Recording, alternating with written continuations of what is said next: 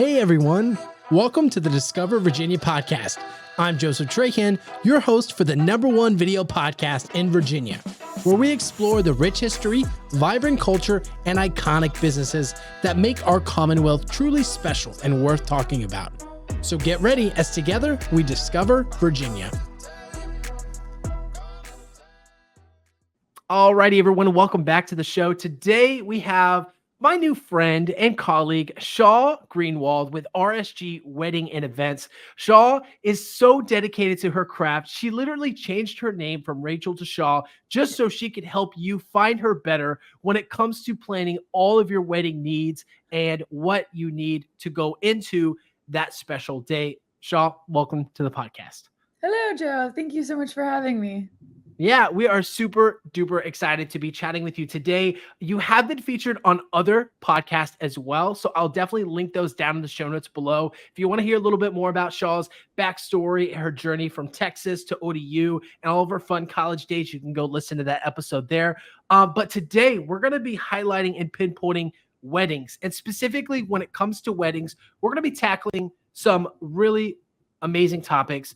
For example, when it comes to having my notes ready to go. Shaw, please forgive me. Oh my gosh, you're fine. What is this? Okay. When it comes to wedding do's and don'ts, and then of course, maximizing your wedding budget while using a wedding planner, we're also going to be tackling wedding songs you should never play at your wedding. And then of course, being in Virginia Beach, we got to talk about beach wedding planning 101. And to cap it all off, we're going to be talking about the seasonal wedding tips Shaw and her team recommend for wedding planning here in the Hampton Roads area. Shaw, you ready to get into it? Let's do it. Perfect. So for those of you who might not have had a wedding planner, or perhaps you have, been considering hiring a wedding planner, let's start off with this, Shaw. What type of wedding planners are there out in the industry? And what type of service do you generally get when you hire a wedding planner? Absolutely. So there's wedding planning and, month of coordination, and there's also event management. And a lot of people confuse month of with day of.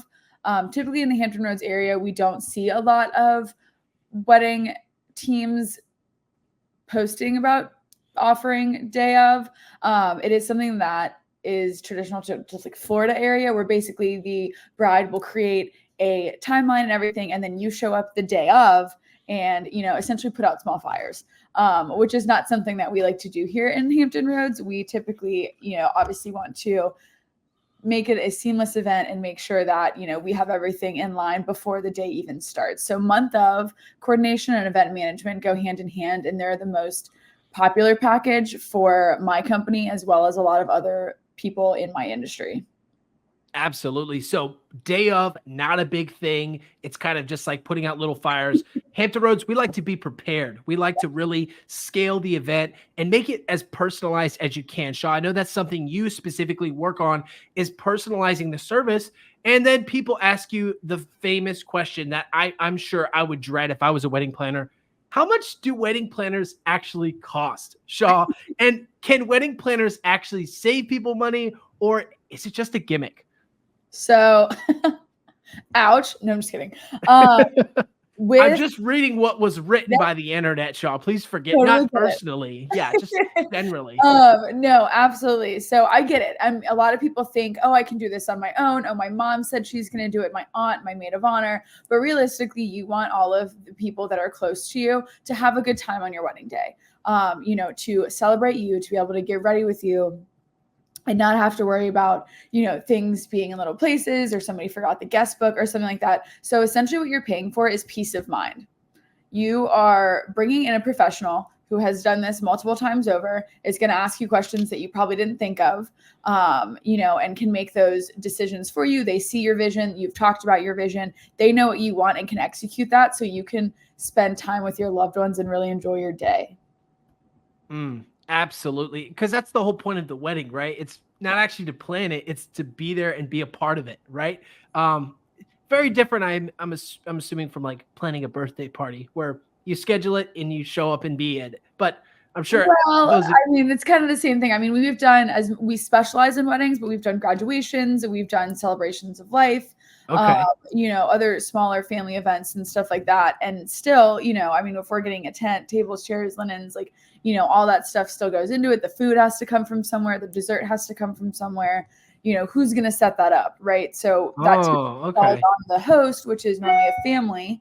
And if it's a venue, obviously they have staff on hand, or you're hiring well, that would be more event management, since it's not weddings. But so you still the things still have to go out somewhere. Someone has to physically put them. Yeah. So you need I hadn't thought of that to take the before. trash Yeah. out, to cut Yeah. that cake into pieces and put it on plates and forks that you may not have thought that you needed after dinner plates and forks, and stuff like that. So it's really thinking all the way through, and your month of coordinator, your partial wedding planner, your full wedding planner, they know all of that stuff and they think about all of that stuff, and they're asking your vendors the right questions. They're making sure that you have everything in order so that you can have a seamless day and truly, truly enjoy your day, because it goes by so fast. Wow. Yeah. Well, I appreciate you clarifying that. It sounds like, I'm going to kind of lean into that misconception here, because there's a lot of like misconceptions around weddings, right? Especially when it comes to, when, Shaw, let me ask you this. What's the biggest or most common mistake you see couples make at their wedding or while they're planning, the big day? Absolutely. So, and a lot of times, and most of the time our parents are right, and we realize that, later on in life. But in the weddings, weddings are not the same that they were, 50, 40 years ago and stuff like that. There is so much more to do. And obviously the cost of things has gone up. However, expense is relative. So, and a lot of people are like, oh my gosh, I want this Pinterest wedding that I've built in 6 months. That's typically not something that's doable, but it doesn't mean that we can't, push your engagement to be a year and 6 months or something. So you can have the wedding that you want and the wedding, that you've dreamed of, and you fulfill your Pinterest board dreams and everything like that. But the biggest mistakes that I see, just the very beginning, it is overwhelming. It is very overwhelming. It's something new to a lot of people. And so reaching out for help is obviously the best thing you can do. Reaching out for help and advice and expertise for people who have been in the industry for a long time, like myself and my company, is not having a realistic guest list. There are ways to invite people that you really, really like, and then people you may not talk to that much, and, and really making an A and B list. And then figuring out what your budget is. So guest count is a huge thing to figure out, and your budget as well. But everything will realistically revolve around how many people you have, because how many people you have is how big your venue has to be, how many tables you have, how much food, and so on and so on. So it really does revolve around the number of people that you have at your wedding. Yeah, a lot that goes into it for sure. And it sounds like the biggest mistake, if I were just to summarize what you just said, was essentially not having a wedding planner, or not having somebody that's like going to help cross the T's, dot the I's, That can and just answer make the sure questions things are that you falling in have place. truthfully and with backing. Yeah, absolutely. You're like, oh, well, someone told you this. That could be true. That could also not be true. It's, I read this somewhere. And as you said, the reason for this podcast is to bring people real information, that's not falsified, or not someone heard it on BuzzFeed on a quiz, and who knows how true that is. Yeah. So when it comes to like reducing stress or making a wedding better, obviously there's hiring the wedding planner. What's like one simple thing a couple can do, maybe together or maybe for the other person, to like just help reduce that stress and just to make it more enjoyable for them both leading up to the wedding day? Absolutely. Being a team. Marriage is creating, having a lifelong team member, forever. So asking your partner, doing things together, making wedding decisions together, and involving both of you guys instead of just one person doing it and the other person saying, oh yeah, that's great. Whatever you want, whatever you've dreamed of, to be a team and do things together. Because realistically, you're going into that life together, into that marriage together. So. Oh, great tip. Being a team. And And as a guy, I will admit, especially like now that we have kids and kind of like, been doing the life thing, I had this assumption, and I'm sure other groomsmen or other grooms Rooms. out there might relate to this. I was like, it's your day, just It do is. whatever you want. And then she would come back and say something that I had never thought about in my feeble little man brain, up until that point, was it's our day, like it's for the family, it's a celebration. So that Her I people are resonate with that there, too. her people are there, and so yeah, it's about bringing everybody together, and you guys have to be, essentially united front. Yeah, absolutely. Absolutely. Awesome, Shaw. Well, we're going to go into part 2 of our conversation where we're going to tackle some of those highlights I mentioned at the beginning of the conversation. Are you ready to jump in? Let's do it. All righty. We're going to start off with wedding do's and don'ts. What are some common mistakes couples make during the wedding planning process, and how can they avoid them altogether? Absolutely. So mistakes are relative, but like I mentioned earlier, not making an accurate guest list, and to help combat that, you can make an A and a B list. That's what we recommend to all of our couples. And you can have a number that you want of guests, but creating an A and a B list will really, really help you moving forward. And also not determining what your budget is. So having that talk, with your partner, with, maybe parents, grandparents, something like that. If someone is, gifting you guys money towards your wedding and stuff, but figuring out what it is and the items that are important to you as well. So, if you're a foodie and really, really good food is something that's very important, or really, really good music, or you want a specific band or something like that, then adding that into your budget and figuring that out sooner rather than later will definitely be something that will help you along the way for your wedding planning. Oh, great tip. So understanding like there has to be a budget before like you start spending money. I think that's important for anybody. I mean, regardless of if you're on a tight budget or not, just being Mhm. able to, understand what's being purchased and keeping track of that. I like this idea of this A and B list. So that's essentially like breaking down like, okay, here's who I absolutely want to have at the wedding, like Meemaw, Gam, all those special folks. And then the B list of friends from college, Maybe or friends coworkers or or coworkers Mhm. that, might not necessarily, if it's full. So what, like, do you still invite people on the B list? So your B list is essentially fill-in guests for the Okay. people when your A list can't make it. So let's say if you want to have a wedding for 150 people, that's how many people can fit in your venue. You've budgeted for that amount, kind of thing. And then someone from your A list, once that you send out save the date, or even your invitations. Let's say you send out your invitations a little bit earlier, and then they're not able to make it, they RSVP no, you can pull your favorites from the B list and be like, hey, we'd love for you to come to our wedding. Here's the invitation. Are you able to? And stuff like that. A lot of times, yeah, your B listers are your more, I call them close proximity friends. Yeah. So your friends based off of forced proximity, in a workplace, or if you live near someone or something like that. So where you kind of think if you didn't work there, if you didn't live there, would you still talk? But you enjoy them, you enjoy their presence, they're great people, and you would love to have them at your wedding. But you don't need them at your wedding, if you will. Sure. Yeah. And it's not to be mean. It's a huge event. It's costly in a lot of ways, and it has a lot of variables that go into it. So it sounds like having a wedding planner there to help, kind of like chop down that list and, help mitigate A and B list would be helpful. What about like if there's somebody on your B list that's like funding the wedding or somebody like help paying?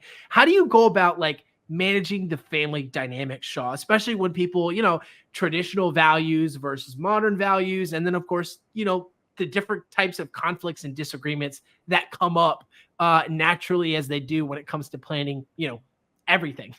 Yeah, absolutely. I do think that you probably wouldn't have somebody on your B list that's funding your wedding. I feel they would, absolutely be on your A list. If not, they are a family member, or if not for that reason. Yeah, everybody has different family dynamics.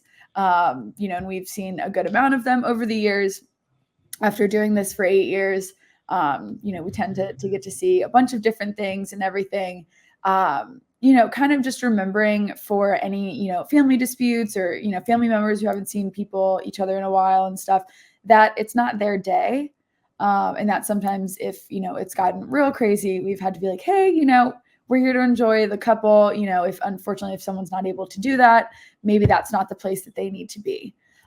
So, sometimes once reminded that, their problems are a little bit smaller than the day at hand, they kind of take a step back and are able to rein those feelings in at least for, the next 6 hours or something. So it's been, we've seen all different kinds of family dynamics, but it has really come out great in the end, and everyone's been able to enjoy, their wedding and their family members and stuff. Absolutely. Absolutely. I'm going to use an example here because my name is Joe. I'm going to say Uncle Joe. Shaw, when it comes to Uncle Joes at weddings, the ones that maybe drink a little bit too much or laugh a little bit too loud, what are some common, wedding etiquette tips and suggestions you might have to offer family members that are, a little bit rowdy when it comes to, intimate events like these? Yeah, absolutely. So, we're most likely going to tell our bartenders that's, kind of cut them off at the source if they are consuming too much alcohol. Obviously not let them touch the microphone at all. Some people are like, oh, I want to give a toast, but we know ahead of time. The DJ knows. We've let our bartender know and stuff like that. Some venues do have security. If it gets really, really crazy, hopefully not. But, we're taking those measures beforehand to hopefully combat any issues that do become issues. But also we know about this stuff beforehand. So we've chatted with the couple about their family dynamics, anything you guys think is going to come up. Do we have someone, that may not be the best fit, but we need to have them there. So we're knowing ahead of time, and we're letting our staff know and everything. So we can hopefully be fully prepared, going into that, and can solve that issue before it becomes a real problem. Absolutely. Absolutely. All righty, Shaw. Managing day of conflict. What was that? I missed it. Sorry. Managing day of conflict. Managing day of conflict. Absolutely. Absolutely. Now, Shaw, next segment I'd like to cover is when it comes to maximizing your wedding budget while using a wedding planner. Would you say that you are able to help save people money? Is that a fair statement? Yes, absolutely. Yeah. Yes, we do cost money. Obviously, we are a functioning business, but it is so priceless. I can't, and I know initially, a lot of times, parents that are funding weddings and stuff, they'll, oh, I don't know if you guys need one, and then afterwards they're, giving us hugs, inviting us to Thanksgiving dinner, and be like, oh my gosh, I don't know how we would have done this without you. If you go and just look at our Google reviews or our reviews on Wedding Wire, the Knot, they are, 5 stars all the way around. And, people are so thankful, and they don't realize how much that we do, that takes, the pressure off of the couple, off of family members and stuff like that. And really, makes everyone be able to enjoy that day fully. We're breaking things down so that way everybody can leave. No one has to stay in the venue and break things down. But what we also bring to the table is that expertise. So being able to, hey, that's a little too much cake for everyone, or if we're not doing cake, we're doing dessert bars and stuff like that. So there's a ton of different ways that we can help save money through expertise and through doing this for so long. And being able to, suggest things, look over, catering orders. Oh, we have ordered spoons. We don't have anything that requires spoons. We can go ahead and take those off. So just small things through and through. And then a lot of times, people will get a little out of hand with things, and we will be able to rein them back in and just be like, hey, that's something that's not super necessary, but if you would love to have it, absolutely we can. I would prefer you spend your money. You were talking about having a live painter or a photo booth or something like that, something that's going to be a little bit more tailored towards your wedding instead of this decor or something like that. So. Gotcha. Yeah, that makes a lot of sense too, because I'm sure as, couples are working through that, obviously if they're on a tight budget, or even if they're just like looking to manage costs, having somebody take track of inventory and like what's being spent or what is necessary versus, maybe something that needs to stay on the Pinterest board, but may not actually need to be happening, at the wedding could, it's got to be funneled down, right? And all of our clients do receive a budget tracking template once they book with us, and also a checklist. So, of things that are supposed to happen from, let's say, 12 months all the way up to, the month of the wedding, including the items that we do are listed on there as well. And it literally has check boxes where you'd be like, okay, I need to do this in, this month. I need to do this in this month. So it's not like you just book your wedding planner and then, we don't talk to you until like 3 months before your wedding. We are there to make it easier the whole way through. So month of coordination, we're reaching out 3 to 4 months out, and we are, providing you, once you book, we're providing you with tools to make it easier the whole way through. Yeah, absolutely. Shaw, I see it's 11. Are we still okay to keep rolling now? Yeah, that's fine. I lost track of time there. Okay, cool. All righty. So our next segment we have is when it comes to wedding songs you should never play at your wedding. Shaw, what are some songs that are considered inappropriate for a wedding reception?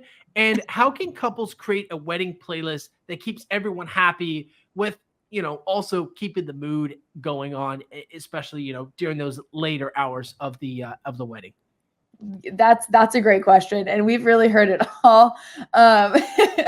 So my traditional do not play at weddings are going to be some of the line dances. I mean, obviously you can have, the more fun ones. If you're more into country, then country line dances are fine, if that's your thing. But I'm talking like the chicken dance, the hokey pokey, and those, more juvenile dances we typically do not see at weddings. And I do know that DJs do not enjoy playing them. So it is rare that they're requested, but we've had them a couple of weddings a long time ago, and I'm okay to not have them again.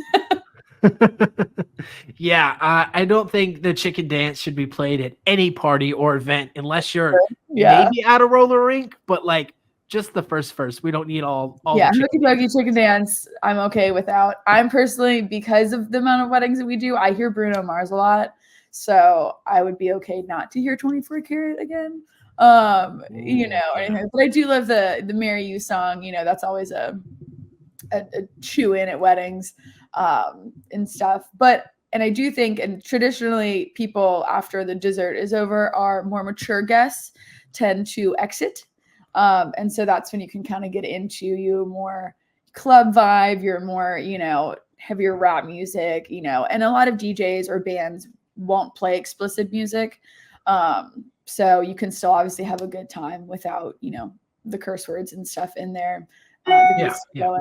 I mean, I recommend like having a fun dance floor, like if you have like glow sticks, if you have fun lights. And lighting plays a huge part in wedding stuff. So if you know that the lights in your venue are dimmable and you can create that environment where it's darker and everyone feels more comfortable dancing, you're going to get a lot more people on the dance floor. If you're doing glow sticks, we have, the wedding actually this weekend, we have CO2 cannons. So, really feeling the, Miami vibes and stuff. Absolutely. I mean, Taylor Swift did it best with her light up wristbands, right? I mean, you gotta jump on the lights. Yeah. Yeah. So there's really ways to elevate your, reception time and really bring the party to your wedding. And if you and your partner are on the dance floor, everyone also will also be on the dance floor. So you and your partner on the dance floor, your dance floor is going to be packed. If you guys are off doing other things, really not enjoying the moment, and dancing may not be for you, and that's totally fine. Your friends probably know that. But if you're expecting a large dance crowd, that's where you need to be as well. Good tip. I mean, that's phenomenal. Just like keeping the vibes going, keeping the event, and really stretching that dollar is what you're all about. Shaw, I love it. I love it. Now, we're in the coastal Virginia Beach area. Virginia Beach, Hampton Roads, Suffolk, Norfolk, all for those SEO keyword optimization words right there. When it comes to planning a beach wedding, let's call this segment Beach Planning 101. Shaw, what are the unique challenges of planning a beach wedding, and what are some of the essential tips when it comes to planning, decorating, and of course, making sure a beach wedding goes off, smoothly? Absolutely. So for planning a beach wedding, if you plan to have a beach wedding on Virginia Beach, you will need a permit. That is something a lot of people do not know. But also, if you're having a smaller wedding, booking a house in Sandbridge or Croatan and having it on the beach there is totally fine. And coming back and doing like a beach house reception. Beach houses can be turned into really, really gorgeous venues for smaller guest counts and stuff like that. But wind and weather will always be a factor for beach weddings. Unfortunately, that's not something that we can escape, but it is something that we can plan for. You will have to bring everything in because obviously it is a blank slate, it is sand. And then, having your weather backup plan as well if the weather does not cooperate with your beach wedding plans. Wind and weather. So you can't control that. So what are some of these backup plans? Because I'd imagine like you have something where like just last week, Virginia Beach had a recall where people could not swim or enter the water because of the bacteria levels, which is a whole nother conversation for another day we could talk about with our friends over at the Elizabeth River Project. If you want to check out that episode, please do so. Because I live on the bay and the bay is fine. So perfect. When it comes to like those outside variables, what are like contingency plans that exist for the bride and groom to know, like, hey, this wedding is still gonna happen? Like, what is that? What do those plans look like? Absolutely. So, as a wedding planner, we will always have rain plans. We'll always have heat plans. Because realistically, Virginia weather is insane, especially in the summer with those summer storms being around, anywhere from 3 to 6. Which is traditionally the time that people have their wedding ceremonies. So we, rain plan can always start with umbrellas and towels, if it's just a light drizzle, if it's just something passing through kind of thing. If you're, getting married at one of the hotels on the beach, obviously your ballroom will be your backup plan. But having, or having a tent and being able to do that, obviously we can't put tents completely on the oceanfront for wedding stuff, but just really having a backup plan and communicating with your guests as well. So we partner a lot of times with an app called Confetti, and that's something where you have all of your wedding guest phone numbers in the app, and you can send out prompts. You have scheduled prompts, but we can also send out prompts, just create them right there and send them out, 2 minutes later, so everyone can be aware of what's happening. If there are weather issues that are coming up, obviously putting it on your wedding website and stuff like that beforehand, so everyone is aware there may be a shift depending on weather. Great tip. Thank you, Shaw. We're going to jump into the next section here. Okay. When it comes to seasonal wedding tips for weddings in the Hampton Roads area, what are some considerations for planning a wedding in Hampton Roads, during the summer, winter, and fall seasons? Obviously, Virginia has some beautiful seasons. What are some tips when it comes to figuring out which season you would like to celebrate your wedding during? Absolutely. Well, Virginia has more of like 10 seasons. So choosing, we have the summer, and then we have the second summer, we have fall, and then the pollinating. So there's so many different seasons that Virginia, especially the 757, has, but we can plan for them, and accommodate weddings accordingly. So, if you're having a wedding in the wintertime, we can put blankets out, stuff like that. Summertime, if we think it's going to rain, umbrellas and everything. But it's really based on kind of what you want for your venue. And of course, for ladies, for your dress. So what attire you would like everyone to be in. So if you're looking to have, a long sleeve wedding dress, maybe fall and winter are the best bet for you. So it's really depending on what vibe you are looking to go for, to what season you're in.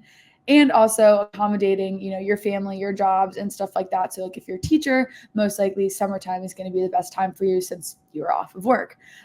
So figuring out, just all the factors that go into that, and also date availability. So your springtime and your fall time are going to be your most busy for weddings. I know they are for us. So our May, September, and October are extremely busy. So your guests may not be able to attend if they cannot get out of town, or they are attending another wedding already, or the date you're looking for, especially if it's a Saturday, may already be booked. If you're looking to book, let's say for 2025 for next year in May, those dates are filling up quite fast. If you're set on a Saturday, that may not be something that's available at the venue of your choice. So just putting that all into your planning process and your thinking, and thinking about what goes into it, and being also open to other options, having a wedding the month of your choice on a Friday or a Saturday, or I'm sorry, a Friday or a Sunday, or, moving it to, a date that does have a Saturday open. So it's really figuring out what your priorities are and going from there. Lovely, lovely. And last question for our part 2 conversation here. Shaw, what are some tips when it comes to, obviously Hampton Roads has its own vibe, and so does the bride and groom. How can couples incorporate, a local theme or elements into the Hampton Roads, Virginia Beach wedding experience? Absolutely. That's a great question. And being able to incorporate, a lot of Virginia Beach stuff. There are so many entrepreneurs and locally owned small businesses, and really, really cool vendors in this area that, you're bringing the 757 in by using any of them. Locally owned venues, locally owned, just businesses. Our business is obviously locally owned. We have live painters that are fantastic at their craft. If you want little oyster shells, that are hand painted, there's somebody that does that. If you want customized cookies, if you want customized cakes, everything is so locally owned and homegrown here that it is really, really nice. Anything that you do, you're essentially bringing in, local businesses and, helping out the people that work and live in the same community as you do, which is really, really nice. Obviously, we are a huge place for destination weddings as well. Yeah. So hiring someone local is, going to be a lot easier because we know all the vendors here. We've worked with them. We love them. And bringing them in to be like, oh, I'm looking for a photo booth company, or like I said, a live painter or something unique, or, a fireworks show or something like that. Hey, I know someone that can do this, and we've seen them done it before and they've done a great job and we love to work with them and stuff. And so just bringing in local vendors all around, and introducing new things that people can do that they didn't know they could do for their weddings, So yeah, like I said, having a live painter, having someone take photos of their guests that get printed out and sent, to their phone number right there during cocktail hour. Because realistically, people, also just want photos of themselves at your wedding. Yeah, right. But to document that they got dressed up, they got, went out, had a great time, that kind of thing. So, just opening everybody's eyes to what their wedding can be, not what their wedding has to be. Absolutely. And when it comes to the local vibe here in Hampton Roads, Virginia Beach area, and our friends on the Bay hanging out in Norfolk, can you recommend any local chapels or popular wedding venues that you start out first off to suggest when folks are looking to find that perfect venue for them? Oh, absolutely. That's so hard to, because there's so many great venues. The ones you start off with, I'll clarify that again. Yeah, Well, that depends on, not that I can't pick my favorites, but it depends on what they're looking for. So, Sure. If they're looking for a wedding in Hampton, Historic Post Office is a great kind of clean slate venue. If they're looking for more exposed brick, more downtown feel, the Neon House is a great option for that. If they want something on the beach, obviously, the Cavalier, the Marriott, those historic moments, hotels, that kind of thing, with the beach access as well. Great options. If you're looking for something a little bit more intimate and smaller, the Attic at Waterman's is a good one. The Water Table is right on the water, Lesnar Inn, all that stuff. There are a ton of venues. If you're going out to Suffolk, the Legacy at Willow Pond is brand new and gorgeous. There's so many different wedding venues and different feels, different vibes that you could really find right here in this area. If you're going for, more barn look out there in, Pungo, there's a ton of options and stuff like that. So really, yeah, there's so many wedding venues. It's just based off, Esoteric, we've got weddings at Esoteric, which is traditionally a restaurant, but they have a gorgeous outside area, and also an indoor space that's wonderful in case it does rain. So it's really, you can have, the Hermitage is another great outside option that's just stunning and has a ton of historical value. We are good. I won't twist your arm anymore. Shaw, the reason why, obviously, I appreciate you hanging out with us and sharing those. Obviously, it's probably helpful to have a wedding planner because of all of the amazing venues that exist in Hampton Roads, right? Yeah. So when I know we're coming up to time here, so definitely, would love to cover our last segment here, Sure. which is of course story time. So Shaw, feel free to dig in the archives, think back to maybe some events or stories, and then we'll kind of cut it here for like a short story. What is your favorite wedding story that you've seen at a wedding you were a part of? One of my favorite wedding memories that I got to be a part of and actually helped put together was in a wedding down in Georgia that we provided full service planning for. And the groom wanted to surprise his bride with fireworks. So we had to exactly time the fireworks. So we got the fireworks person, got the permit, all the things necessary to make that happen. And we had walkie-talkies with the fireworks guy who was obviously, like half a mile away, because we had to have it go off at a specific moment, but the toasts were running a little bit long. So we, right as, someone ended giving their toast, we were, go for fireworks. And they lit up, and like, it was so cute. Not me tearing up. You're going to Take your have to time. take that part out. Take your time. It was really, really cute. No, please. They'll go away. Okay, we're back. Fighting back tears here to tell this memorable story. I love it. It's just your passion and dedication for the craft. I love it. I'm like, anyway, but she was really, really surprised, and she started crying, and it was gorgeous. They went off for like 5 minutes, immediately ending at 9 p.m., the perfect time for the sound ordinance in that county, and it was just great. It was really, really great to make his gift to her come true and to see the joy in her face as well. So special. So special.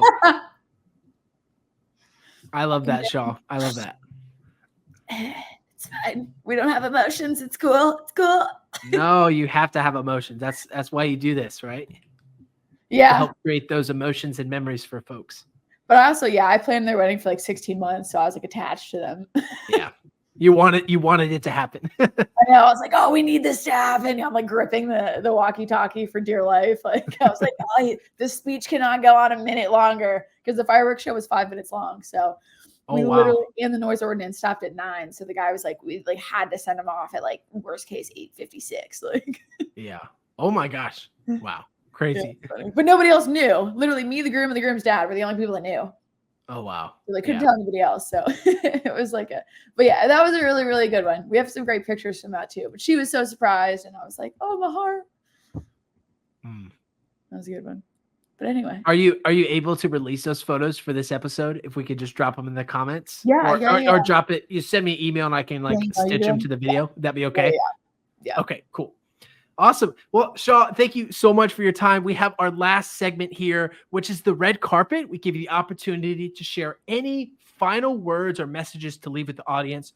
But in order to get the red carpet, you have to go through some random rapid fire questions that I will just display on the screen and you tackle on your own. Okay. You accept the challenge? I'm ready. I do accept this mission. All righty. First question for you. If roles were reversed and you were getting married here in Virginia Beach area, would you hire a wedding planner? Yes, I would absolutely hire a wedding planner. Being a wedding planner, I would probably kind of create my own wedding and then absolutely hire somebody to orchestrate it for, probably, 3-4 months in advance, and then to make my vision come true. Makes sense. 100%. Right? I will die on the hill of hiring a wedding planner, month of coordinator, no matter who it is. You absolutely need somebody there in your corner on your wedding day to create everything for you and to make your, day as seamless as humanly possible. Love it. All right. Rapid fire number 2. What's the hardest part of planning a wedding for you? Sometimes with month of coordination, and it's not that it's a hard part. People will have already chosen all of their vendors. And so sometimes we don't hear back from vendors in a timely manner, which is something that, we obviously don't appreciate, and it takes our time and away from, what creating the timeline and really, getting everyone on the same page and stuff. But I mean, probably that, but that's not even the hardest part. I wouldn't even call that a super hard part because, we have so many levels of communication. A lot of vendors, I have their phone numbers and stuff like that. So, but if it's vendors that we have never worked with before, sometimes it is a little bit tough to get a hold of them, just because they're just starting out or something like that. But typically once we work with somebody, they're like, oh my gosh, we're in it. And, and we can obviously move forward and help them and stuff like that. But I think the true hardest part of planning a wedding, is the end. So, because at the end of the day, and I think it's the older I've gotten and the more of these I've done, it's just, it returns to a completely blank slate.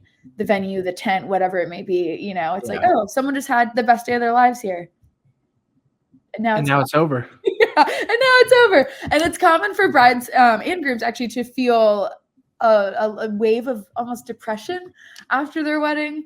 Really? Honeymoon, because you can look this up too. It's not me just saying this, but it's all about you. It's all about your love and all that stuff. And, so many eyes are focused on you. You've planned this for so long, it's finally come together and it was wonderful. And then you're on your honeymoon, that's wonderful as well. And then you get back and it's, kind of reality check to the face when you have to, is that, oh no, I just have to, go back to normal. And now I'm somebody's wife or, a husband or something like that. So I know that's the hardest part of the wedding sometimes for my couples, is kind of coming back and getting that reality check.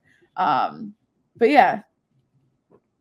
Yeah, that seems like a tough one to tackle, sure, because it's like you spend all this time, effort, and energy on this one day, and then it's over. Like, where do you go from here? But that's why it's so important to remember, I think, as you mentioned earlier, through the process of just you're doing this for that other person, you're doing it with that other person as well. So, yeah.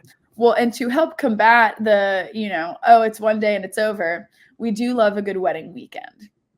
Ooh, wedding weekend. And you guys offer that as well with your events package, right? Absolutely. Yes. Yeah. So, I mean, Fridays, rehearsal dinner, welcome party. And then, obviously your wedding day, maybe an after party. And then on Sunday, a farewell brunch. Lovely, lovely. Rapid fire question number 3. What to do when your partner starts over planning the wedding? There is no over planning. Does not exist. I knew you were going to say that. The limit does not exist. Rapid fire number 4, micro versus macro wedding. Where do you personally stand? Should we go the big, I think of our friends, in Europe and England that have the big royal wedding. And then I think of, my friends that grew up in Texas that just had the small, fun little backyard weddings. Where do you personally stand on what you enjoy planning for the most? It's really, personality based on the couple. We love both, right? So for micro weddings, you're able to really, really get into those personal details, really make it intimate, and shape it truly into what fits like a glove for the couple. So obviously like the larger weddings, we do have to tailor a little bit more to the guests. But you can still also, add that personality, that fun, aspect into it. So there's great points for both. And the micro, we are able to get to know, the family a little bit more. So we have one, we did her couples shower. She's just having a wedding ceremony for like 25 people. And then she's having what's called a happily ever after, for like 180 guests. So we're doing all 3 of those, and so we've really essentially they've become family to us. Because, our clients becomes friends and family because we've worked with them so much and through so many different parts. So of the, a mini couples shower and then a mini wedding and then a macro wedding as well. So I think it's the best of both worlds. If you have, a mini ceremony, you could do both. Big celebration, the happily ever after. Yeah. So you could have the best of all the worlds. Awesome. Shaw, what's a wedding trend or trends that are outdated and should just stop happening? I am not a big fan of the garter toss. It's just kind of traditionally uncomfortable for people. Yeah. It's a little So you raunchy. It's a little raunchy. it's Yeah. a little, yeah. I mean, it's funny sometimes, and then just sometimes it's. I mean, you've got more mature guests. You've got if you have younger guests. Yeah. I just don't think it's sometimes something that's like super appropriate. But it can be, you know, cleanly done, and stuff like that. But we are seeing a trend of no bouquet toss and no garter tosses, and definitely no switch of the two. Where it's like the person who caught the garter put it on the leg of the person who caught the bouquet. Have not seen that for many, many years. But couples are going away with the bouquet and garter. And we're also seeing less and less announced cake cutting. So people are having a lot more private cake cuttings, just for, you know, picture purposes. And then the catering staff is going to take that cake away, cut it, and then serve it. So yeah, just the garter toss for me is out for sure. Yeah, I love it. I can't get on board with it. I've never been a fan. Stop tossing things. Rice, garters, you know, people, stop tossing people. Yeah. Alrighty. Shaw, ice sculptures. Where do you stand on ice sculptures at weddings? The same way I stood with ice sculptures in college. They're gross. If you have like, I'm thinking of like luges, right? So if you have everybody putting their mouth on this one thing, gross. But it doesn't, you know, I mean, I think your money is so much better spent somewhere else because that's going to melt, right? So I suggest having, you know, like I said before, a live painter, or having someone play saxophone or acoustic music during your cocktail hour, something that you can truly, truly enjoy. Or, you know, the painting that you can hang above your mantle for the rest of your life, you know, where your ice sculpture will melt. So I do think that your money is better spent elsewhere. Than having an ice sculpture. And there's not really people around here anymore that can do ice sculptures. So you'd have to get it shipped from Richmond. And that's a large cost as well.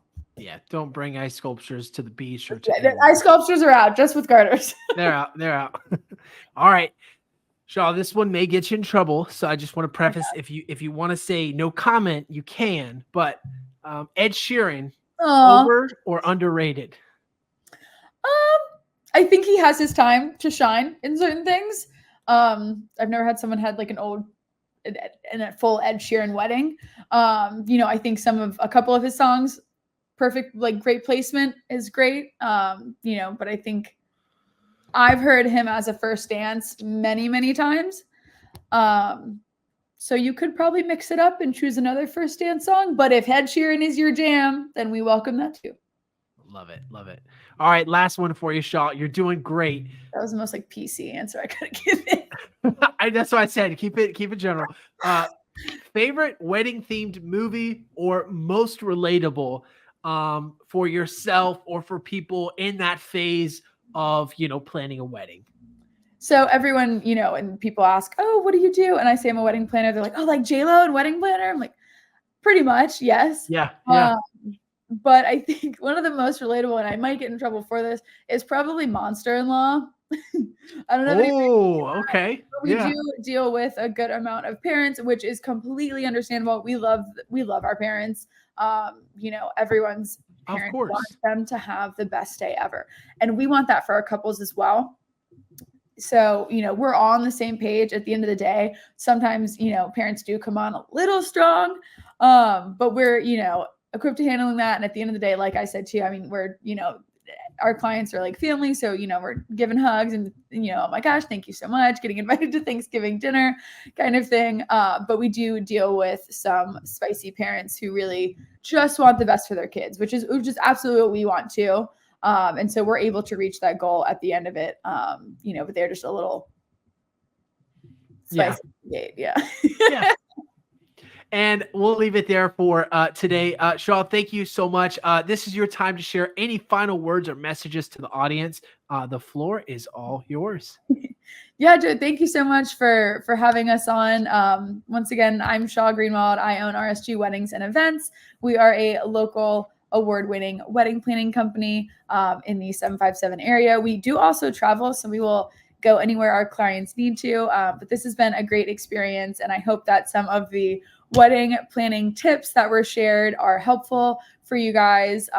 And obviously definitely reach out if you're looking for planning a wedding. We do have a large team, so we can accommodate multiple events for different days and stuff like that. So whenever you are ready to get going, let me know. Absolutely. For all you lovebirds out there, go and follow and check out Shaw down in the link in the description below. If you want to learn more about her and her journey, go check her out on the Brave Beauty podcast. She was featured there less than a year ago now, and her team and her services have obviously just gotten 10 times better.